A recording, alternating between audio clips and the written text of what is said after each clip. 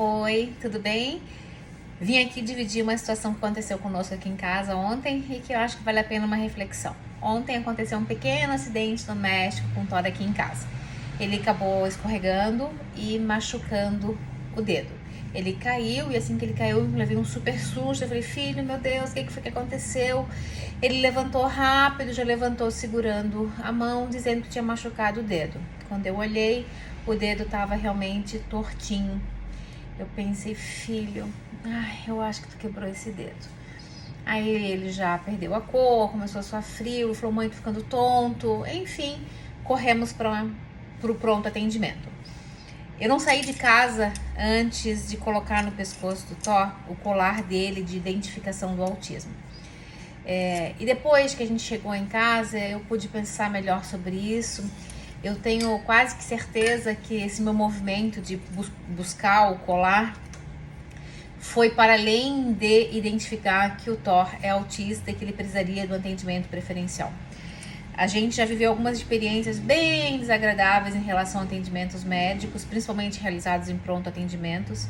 Um deles, o Thor ainda era pequeno, e quando o Thor vive uma experiência em que ele fica com medo, inseguro, que ele não viveu aquela situação ainda e não tem conhecimentos anteriores para poder fazer uma associação, né, um aprendizado, ele geralmente fica muito falante. E eu lembro muito que durante essa consulta, desse pronto atendimento que a gente fez com o Thor quando ele era criança ainda, realizado por um pediatra, inclusive bastante conhecido da cidade, ele estava examinando o Thor e de repente, e o Thor falante, né, com medo, assustado, ele olha para mim, o médico, e fala, a senhora não ensinou o seu filho a escutar quando uma outra pessoa fala?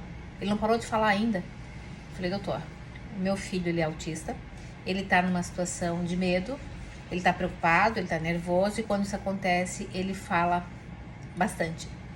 O médico meio desconcertado, assim, enfim, terminou o atendimento. Eu criei uma antipatia horrorosa para aquele médico.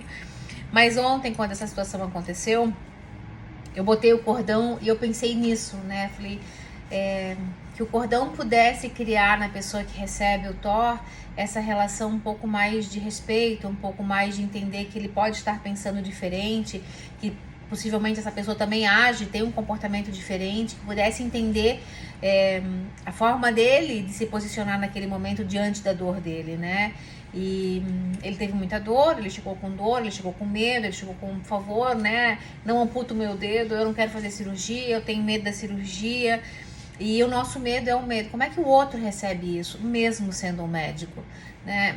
Por sorte, a gente teve um atendimento muito cuidadoso, o médico ortopedista que nos atendeu foi bastante carinhoso, mas eu sigo com essa preocupação porque a gente tem ainda algumas avaliações médicas para fazer, porque é possível que o Thor precise fazer uma pequena cirurgia por conta dessa lesão, né?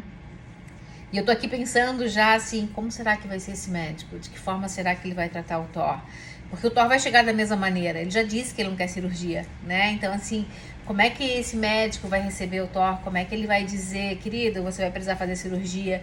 E o Thor vai reagir, mas eu não quero, mas eu tenho medo. Como é que esse médico vai se posicionar nesse momento, né? Então assim, o uso do colar, ele está para além dessa informação de que a pessoa tem autismo, né? É um pedido da gente também, assim, olha para ele com um pouco mais de respeito, olha para ele com um pouco mais de cuidado. É importante esse momento para ele, né? Então, assim, esse é um desabafo de mãe sobre a importância do uso do colar, mas acima de tudo sobre o que a gente espera que as pessoas pensam, sintam e façam quando essa criança, esse adulto, esse jovem estiver usando o colar, inclusive para a categoria médica.